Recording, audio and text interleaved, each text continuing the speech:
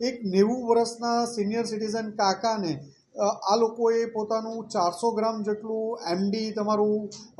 કુરિયરમાં આવ્યું છે અને આ ધમકી આપી મુંબઈના police officer, ED, CBI, supreme court